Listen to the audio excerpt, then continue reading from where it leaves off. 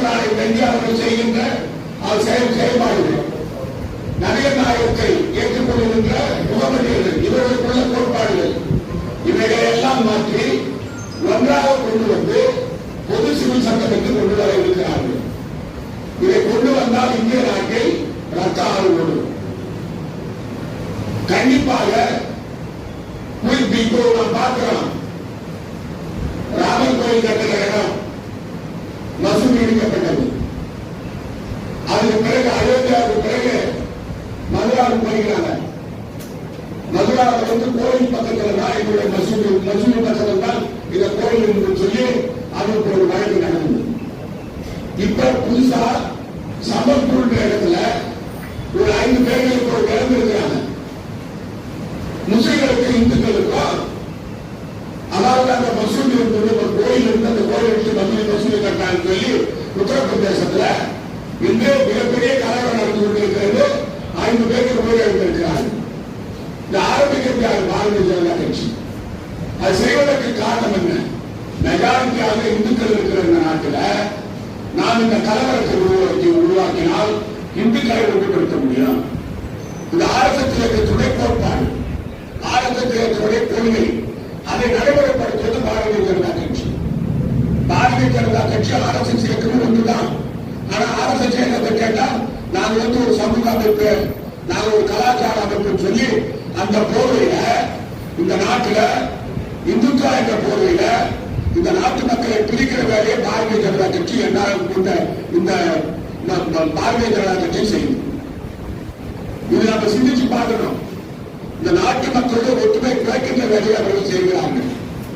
ஒரே நாடு ஒரே தேர்தல், இது சாத்தியமா? இதை செய்ய முடியுமா? இது நடக்குமா? மாநிலங்களுக்கு பல மாநிலங்களில் தேர்தல் வரும், மத்திய பாராளுமன்றத்தில் தேர்தல் வரும், பல மாநிலங்களில் பெரும்பான்மை இல்லாம ஆட்சி கவிழும், சில சமயம் மத்திய அரசே கவிழும். எப்படி ஒரே நாடு ஒரே தேர்தல் என்று சொல்லிக்கொண்டு இந்த நாட்டில் எப்படி தேர்தல் ஒட்டுமொத்தமான ஒரே நாடு நடத்த முடியும்? இது சாத்தியமான பிரச்சனை இல்லை, சாத்தியமான கூட கிடையாது. ஆனால் அதை நிறுத்தம் பார்க்கிறார்கள். அதை யார் போடுகிறாங்க? முன்னாள் குடியரசுத் தலைவராக கொண்டு நம்ம காங்கிரஸ் கட்சியை சேர்ந்த முன்னாள் காங்கிரஸ் கட்சியை சேர்ந்த மரியாதைக்குரிய குலாம் நபி ஆசாத் அவர்கள் உறுப்பினராக போட்டு ஒரு 5 பேர் கொண்ட குழு வந்து அறிக்கை சமர்ப்பிச்சிருக்கிறாங்க. அதற்கு முடிவு பண்ண போறாங்க. இது வந்து ஒரே நாடு ஒரே தேர்தல் என்பது நம்முடைய இந்தியா கூட்டணி கட்சிகள் யாருமே அதை ஏற்கல. அடுத்து இது பொதுவாக சொல்றது வந்து வக்ஃபு சட்டத்தை மாற்றணும். வக்ஃபு சட்டத்தை மாற்ற என்னன்னு சொன்னா, முக்கியமானது வக்ஃபு சட்டத்துல பெண்களும் உறுப்பினராக இருக்கலாம், அந்த குழுவில் உறுப்பினராக இருக்கலாம். அது மட்டும் இல்லாம அந்த சட்டத்துல இந்துக்கள் வந்து அதை உறுப்பினராக வரலாம் அப்படின்னு சொல்லி கலவரத்தை உருவாக்குறது. நம்ம இந்து கோயில் இருக்கு, இந்து கோயில்ல நாம் இஸ்லாமியர்களை உறுப்பினராக ஏற்றுக்கொள்வோமா? கிறிஸ்தவர்களை ஏற்றுக்கொள்வோமா? ஆனால் இஸ்லாமியர்கள் இந்துக்களை அது உறுப்பினராக ஏற்றுக்கொள்ள வேண்டும் என்று பாரதிய ஜனதா கட்சி ஒரு சட்டத்தை கொண்டாட பாராளுமன்றத்தில் மாற்றம் கொண்டாடாங்க. இது எவ்வளவு போகுது? மதக்கலவரத்தை உருவாக்குறதுக்காக போகுது. இதை நீங்க சிந்திச்சு பார்க்கணும். இவருடைய உள்ள இவை எல்லாவற்றையும் விட அரசியல் ரீதியாக நாம் அனுபவித்த புதிய மாநிலத்தில் 5 ஆண்டு காலம் கிரண்பேடி அம்மையார் இந்த மாநிலத்துடைய துணைநிலை ஆளுநராக இருந்த சமயத்தில் எந்த அளவிற்கு அரசியலமைப்பு சட்டத்தால் உருவாக்கப்பட்ட புதுச்சேரி யூனியன் பிரதேச சட்டத்தை கிரண்பேடி அவர்கள் மதிக்காமல் மக்களால் தேர்ந்தெடுக்கப்பட்ட அரசுக்கு தினமும் தொல்லை கொடுத்து அரசை செயல்பட விடாமல் அமைச்சரவை எடுக்கும் முடிவை எல்லாம் மறுதளித்து மக்கள் நல திட்டங்கள் நிறைவேற்ற விடாமல் தடுத்தது உங்களுக்கு எல்லாம் தெரியும். இதை ஊக்குவித்தது யார்? பிரதமர் நரேந்திர மோடியோ உள்துறை அமைச்சர் அமித்ஷா. அது அங்கு புதுச்சேரியில் நமக்கு நடந்தது. மேற்கு வங்காளத்தில் மம்தா பானர்ஜி அம்மையாருக்கு நடந்து கொண்டிருக்கிறது. அது மட்டுமல்ல, தமிழகத்தில் நான் முதலமைச்சர் ஸ்டாலின் அவர்கள் தினமும் ஆளுநர் அவர்களுடைய செயல்பாட்டை பார்க்கும்போது எந்த அளவுக்கு நிர்வாகத்தை விளக்குகின்ற வேலையிலே அவர் செயல்படுகிறார் என்று தெளிவாக தெரிகிறது. நாம் பார்க்கிற ஒரு முடிவு எடுத்தால் அதை விமர்சனம் செய்வது, ஆளுநர் விமர்சனம் செய்வது, பகிரங்கமாக விமர்சனம் செய்வது, அரசை குறை கூறுவது, அரசு கோப்புகளை அனுப்பினால் அதை திருத்துவது, சட்டம் நிறைவேற்றி அனுப்பினால் அதற்கு ஒப்புதல் அளிக்காமல் காலம் கடத்துவது. இதை எதிர்த்து தமிழ்நாடு அரசு மாண்புமிகு முதலமைச்சர் ஸ்டாலின் அவர்கள் பலமுறை நீதிமன்றம் சென்று தீர்ப்பு வாங்கியிருக்கிறார். உங்களுக்கு எல்லாருக்கும் தெரியும். நாம் அனுபவித்த வேதனையை இன்று தமிழ்நாடு முதலமைச்சர் அனுபவித்துக் கொண்டிருக்கிறார். ஆனால் அதாவது குறிப்பாக ஒன்றிய அரசும் மாநிலங்கள் இணைந்த அரசு, மாநிலங்களுக்கு தனி அதிகாரம், மாநில முதலமைச்சர் அமைச்சர்களுக்கு தனி அதிகாரம், ஆளுநர்களுக்கு தனி அதிகாரம், மத்தியில் உள்ள மோடி அரசாங்கத்திலிருந்து தனி அதிகாரம், குடியரசுத் தலைவருக்கு தனி அதிகாரம் என்று இந்திய அரசு சட்டத்தில் இது தெளிவாக கூறப்பட்டிருக்கிறது. ஆனால் அதே மீறி அத்துமீறி இந்த ஆளுநர்கள் செயல்பாடுகள் அந்த மாநிலத்துடைய வளர்ச்சிக்கு மிகப்பெரிய அளவில் துரோகம் செய்கிறார்கள். இதை வலியுறுத்தி கேட்டால் மோடி அரசாங்கத்துக்கு பதில் சொல்வதில்லை. அது மட்டுமல்ல, பல சட்டங்களை கொண்டு வருகிறார்கள். அவர்கள் நினைத்ததை நடத்த முடிக்க வேண்டும் என்று சொல்கிறார்கள். RSS இயக்கமாக இருக்கின்ற பாரதிய ஜனதாவுடைய கருப்பொருளாக இருக்கின்ற RSS இயக்கத்துடைய 3 கொள்கைகள். ஒன்று, இந்திய நாட்டில் பொது சிவில் சட்டத்தை கொண்டு வர வேண்டும். 2, இந்த ஜம்மு காஷ்மீருக்கு உள்ள தனி அதிகாரம் 307 அதை மாற்ற வேண்டும். அது மட்டுமல்லாமல் ஒரே நாடு ஒரே தேர்தல், இவைகளை நிறைவேற்ற வேண்டும் என்பதில் மிக தெளிவாக பாரதிய ஜனதா கட்சி இருக்கிறது. இதுல அவர்கள் பங்கு கொடுத்து விட்டார்கள். அதாவது ஜம்மு காஷ்மீருக்கு உள்ள தனி அதிகாரத்தை எடுத்து விட்டார்கள். இப்பொழுது ஒரே நாடு ஒரே தேர்தல். இரண்டாவது, அவர்கள் கூறுவது நாங்கள் இந்த நாட்டை பொறுத்தவரையில இந்துத்துவ நாடாக மாற்றுவதற்கான அனைத்து வேலையும் செய்து கொண்டிருக்கிறார். குறிப்பாக பொது சிவில் சட்டம் இங்கு கொண்டு வந்தால் அந்தந்த மக்களுக்கு, அந்தந்த மதத்தை சேர்ந்தவர்களுக்கு, இந்துக்களுக்குள்ள தனி பாரம்பரியம், பண்பாடு, மத கோட்பாடு, கிறிஸ்தவர்களுக்குள்ள அவர்களுக்குள்ள இது மத உள்நோக்கம். அதாவது பொது சிவில் சட்டமா இந்த வகுப்பு சட்டத்துடைய மாற்றமா அதனுடைய அடிப்படை தான். அதெல்லாம் செய்ய போறாங்க.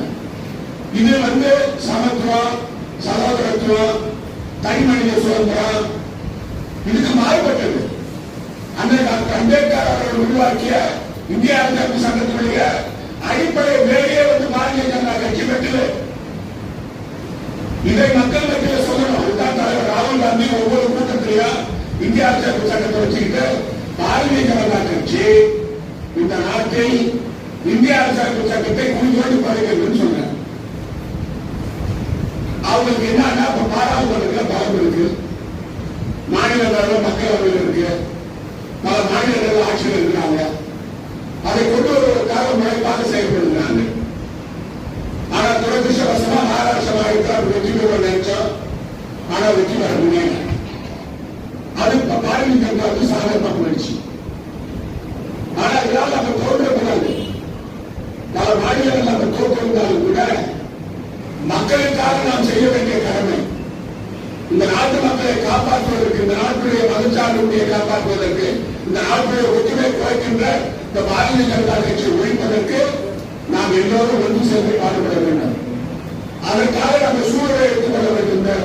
இந்திய அரசியல் சட்டம் உருவான இந்த 75ஆம் ஆண்டுல நாம் எடுத்துக்கொள்ள வேண்டிய மிகப்பெரிய ஒரு நம்ம சங்கல்பம் என்னன்னு சொன்னா, வாக்குறுதி உறுதிமொழி என்னன்னு சொன்னா, நம்ம இந்திய அரசியல் சட்டத்தை பாதுகாப்போம், இந்திய நாட்டு மக்களுடைய ஒற்றுமையை பாதுகாப்போம், தனிமனித சுதந்திரத்தை பாதுகாப்போம், மதச்சார்பின்மையை பாதுகாப்போம். அது மட்டுமில்லாமல் நம்ம குறிப்பா எல்லா மதத்துக்கும் எல்லா மதமும் சம்மதம் என்பதை நாங்கள் வைத்துக் கொள்வோம் என்று நாம் சூழல் எடுத்துக் கொள்ள வேண்டும். பார்க்கிறோம் பல மாநிலங்கள்ல பாரதிய ஜனதா கட்சி எப்படி ஆட்சி கவர்ப்பு செய்யறாங்க. கர்நாடக மாநிலத்தில் பண்ணாங்க. கோடிக்கணக்கான ரூபாய், பல ஆயிரம் கோடி கர்நாடக மாநிலத்தில் முதல் ஆட்சி கவர்ப்பு பண்ணது மரியாதைக்குரிய குமாரசாமி அவர்கள், மரியாதைக்குரிய சித்தாராமன் அவர்கள் முதல்வர் துணைமுதல்வராக இருக்கும்போது ஆட்சி காமிச்சாங்க. மரியாதைக்குரிய கமல்நாத் ஆட்சி காமிச்சாங்க. சட்டமன்ற உறுப்பினர் எவ்வளவு பணம்? 50 கோடி. ஒரு சட்டமன்ற உறுப்பினருக்கு 50 கோடி. அப்புறம் மகாராஷ்டிர மாநிலத்தில் உத்தவ் தாக்கரே ஆட்சியை கலைச்சது பாரதிய ஜனதா கட்சி. இன்றைக்கு அவங்க ஆட்சி கொண்டுள்ளாங்க. ஜனநாயகத்தை அவர் மதிப்பதில்லை. மக்கள் வாக்களித்து தேர்ந்தெடுக்கப்பட்ட ஆட்சியின் மீது அவர்களுக்கு நம்பிக்கை இல்லை. சட்டமன்ற உறுப்பினரை விலக்கி வாங்கி ஆட்சி அமைப்பது தான் பாரதிய ஜனதா கட்சியுடைய வேலையாக தொடர்ந்து பல மாநிலங்களில் இருந்து வருகிறது. இதற்கெல்லாம் முற்றுப்புள்ளி வைக்கலாம். நாம் போராட வேண்டும். நாம் எப்படி சுதந்திரம் பெறுவதற்காக நாம் போராடினோமோ அதே போல இரண்டாவது சுதந்திர போராட்டத்திற்கு நாம் தயாராக இருக்க வேண்டும். இந்த பாரதிய ஜனதா கட்சி எடுத்து, இந்த மோடி அரசாங்கத்தை எடுத்து, காங்கிரஸ் கட்சியினுடைய கொள்கை என்பது தாழ்த்தப்பட்ட மக்கள், பிற்படுத்தப்பட்ட மக்கள், மலைவாழ் மக்கள், சிறுபான்மை சமுதாயம், இவர்களுக்காக தான் காங்கிரஸ் கட்சி. குறிப்பா 3 சகோதரர்கள மேற்சாதி மக்களுக்காக இல்லை. அதாவது பல மாநிலங்கள்ல கோரிக்கை வருது, நீங்க சாதிவாரி கணக்கு எழுதணும். தலைவர் ராகுல் காந்தி தொடர்ந்து சொல்லி வர்றாரு. அதாவது 50% 50% மேற்காதிகள் போதும் சொன்னாங்க. இது மக்கள் தொகை அடிப்படையில் எந்தெந்த சமுதாயத்திற்கு எவ்வளவு பேர் இருக்கிறார்கள் என்று சாதிவாரி கணக்கில் சமுதாயத்திற்கு எவ்வளவு பேர் இருக்கிறார்கள் என்று சாதிவாரி கணக்கில் எடுக்க வேண்டும் என்று நான் கூறுகிறோம். ஆனால் அதை செய்வதற்கு அவர்கள் தயாராக இல்லை. இப்படி நம்ம இந்தியாவை பொறுத்த வரைக்கும் நாம் இந்தியாவுடைய டாக்டர் அம்பேத்கர் அவர்களால் உருவாக்கப்பட்ட இந்திய அரசியல் சட்டத்தை காப்பாற்றுவதற்கு எந்த தியாகத்தையும் செய்வதற்கு நாம் தயாராக இருக்க வேண்டும். காங்கிரஸ் கட்சியுடைய ஒட்டுமொத்தமான கொள்கை இந்த நாட்டில் நாம் அனைவரும் ஒற்றுமையாக இருந்து, குறிப்பாக காங்கிரஸ் கட்சிக்காரர்கள் எல்லாம் இந்திய அரசு சட்டத்தில் கொடுக்கப்பட்ட சாராம்சங்களை மக்கள் மத்தியில் சொல்லி இந்த நாட்டை காப்பாற்ற வேண்டும் என்று சொன்னால் இந்திய அரசியல் சட்டம் இருக்கணும். காங்கிரஸ் கட்சி இருந்தால்தான் இந்திய அரசியல் சட்டத்தை பாதுகாக்க முடியும். அதனால் நாம் அனைவரும் ஒருங்கிணைந்து இந்திய அரசியல் சட்டத்தை பாதுகாக்க, நாம் இந்த நாட்டுடைய ஒற்றுமையை பாதுகாக்க, அனைத்து சமுதாயத்தையும் பாதுகாக்க காங்கிரஸ் கட்சியால் முடியும் என்ற சூழலை எடுத்துக்கொண்டு இந்திய அரசு சட்டத்தை நாம் பாராட்டி டாக்டர் அம்பேத்கர் அவர்கள் உருவாக்கப்பட்ட இந்திய அரசு சட்டத்தினுடைய கொள்கைகளை எல்லாம் நான் நிறைவேற்றுவது என்று கூறி விளக்குகிறேன்.